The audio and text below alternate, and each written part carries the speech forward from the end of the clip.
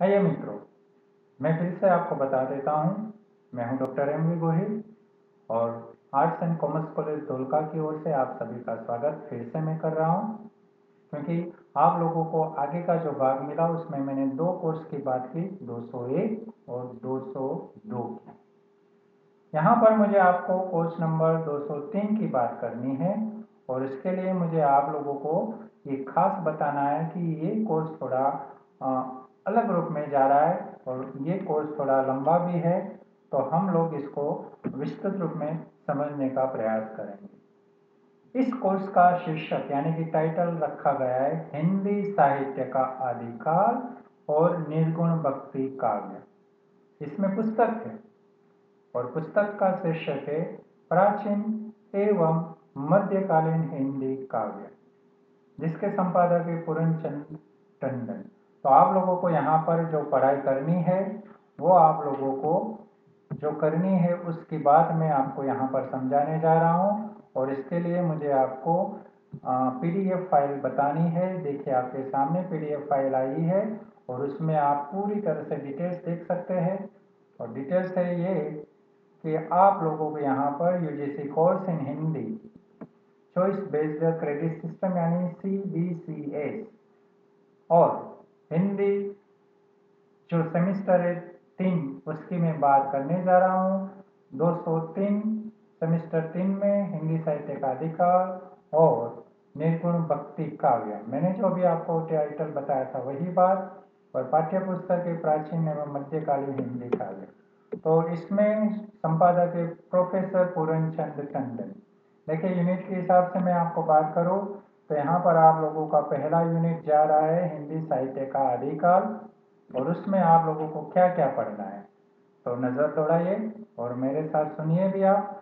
हिंदी साहित्य के आदिकाल के नामकरण की समस्या और परिस्थितियों का परिचय आपको यहाँ पर लेना है। इसमें आदिकाल की प्रमुख काव्य प्रवृत्तियां जो है, एक है रासो साहित्य, दूसरी सिद्ध साहित्य, तीसरा है नाथ साहित्य, चौथा है जैन साहित्य और पांचवा है लौकिक साहित्य। तो ये 5 भाग जो काव्य प्रवृत्ति है उसकी हम यहाँ पर विस्तृत चर्चा पढ़ने वाले हैं। आदिकाल का नामकरण कैसे हुआ और नामकरण के साथ समस्याएं भी जो आई थी उसका परिचय आपको यहाँ पर हम देने वाले हैं। दूसरा यूनिट है आपका निर्गुण ज्ञानाश्रय शाखा का। देखिए आपके कोर्स में ज्ञानाश्रय शाखा निर्गुण भक्ति काल की बात है, तो इसमें निर्गुण ज्ञानाश्रय शाखा में पहले भक्ति काल की परिस्थितियों पर हम चर्चा करेंगे।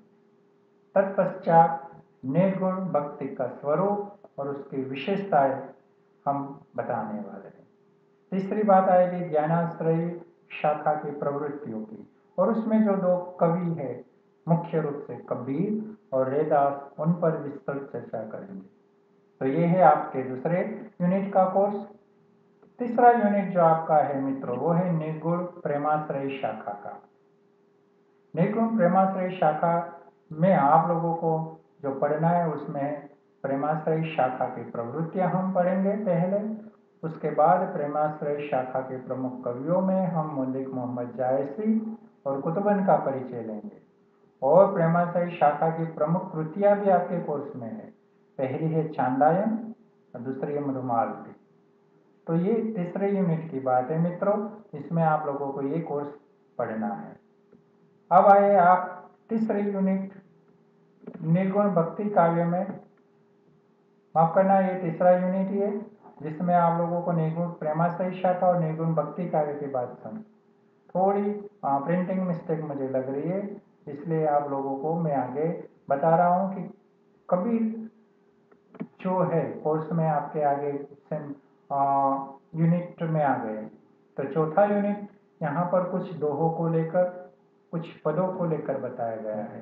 तो चौथे यूनिट में आपको कबीर के दोहे कुछ कोर्स में है। देखिए कितनी अच्छी बात है कि आपको दोहे की संख्या भी दे दी गई नंबर्स के साथ और कुल 10 दोहे ही है मात्र।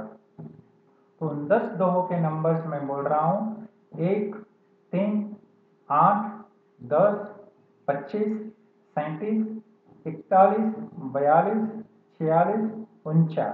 ये 10 दोहे आप लोगों को अभ्यास में लेने हैं। उसी प्रकार मौलिक मोहम्मद जायसी जी की जो बात है उनमें से उनके नागमती वियोग खंड से 5 पद और पद संख्या भी 1 से 5 आपको अभ्यास में लेनी है। तो ये आपके चौथे यूनिट की बात है। सूचना भी है साथ साथ कि यूनिट 4 से मात्र संदर्भ सहित व्याख्या के प्रश्न पूछे जाएंगे जब आपकी एग्जाम्स होगी तब की ये बात है मित्रों। जब एग्जाम होगी तो पेपर में जो संदर्भ का एक प्रश्न आता है तो इन कबीर और जायसी के जो दिए गए पद और दोहे उसी में से संदर्भ व्याख्या के लिए आपको पूछा जाएगा। साथ ही साथ आपको यहाँ सहायक संदर्भ ग्रंथ भी दिखाई देते हैं। हिंदी साहित्य का इतिहास आचार्य रामचंद्र शुक्ल, हिंदी साहित्य की भूमिका आचार्य हजारी प्रसाद द्विवेदी, हिंदी साहित्य का अतीत विश्वनाथ प्रसाद मिश्र, हिंदी साहित्य का इतिहास संपादक डॉक्टर नगेंद्र। तो इतनी सारी जो संदर्भ किताब है, आप इन सारी संदर्भ किताबों का भी उपयोग कर सकते हैं या इसमें से जो आपके पास प्राप्त है उन संदर्भ किताबों का उपयोग करके भी आप इस कोर्स में पढ़ाई कर सकते हैं। आप बिल्कुल चिंता ना करें, हम आपको पढ़ाने वाले हैं और आप अच्छी तरह से ध्यान देकर पढ़ेंगे ज़रूर। और वो बात मैं आपको फिर से दोहराऊंगा क्योंकि ये बहुत ज़रूरी है मित्रों कि आप लोगों को जो पढ़ाई करनी है उसमें आप लोगों को ये सारी बातें मैं समझाने वाला हूँ। यहाँ मैं विराम दूंगा। आप सभी का थैंक्स, क्योंकि आगे के जो भी आपको वीडियोस मिलेंगे आप लोग उसको ध्यान से देखेंगे, सुनेंगे और पढ़ेंगे। मित्रों बहुत अच्छी बात ये है कि आपके लिए ये संग्रह हो रहा है, क्योंकि जो वीडियोस आपके पास आएंगे आप आपके समय के हिसाब से उसको कितनी ही बार देख सकते हैं। आप रिवीजन के रूप में भी इसको देख सकते हैं। कोई पॉइंट्स याद रखना है तो भी आप देख सकते हैं। आपको अभ्यास क्रम देखना है तो भी आप इन वीडियो को देख सकते हैं।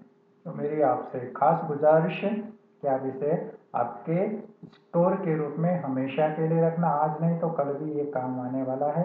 तो चलिए मैं आगे मिलता हूँ, तब तक के लिए थैंक यू वेरी मच, नमस्कार।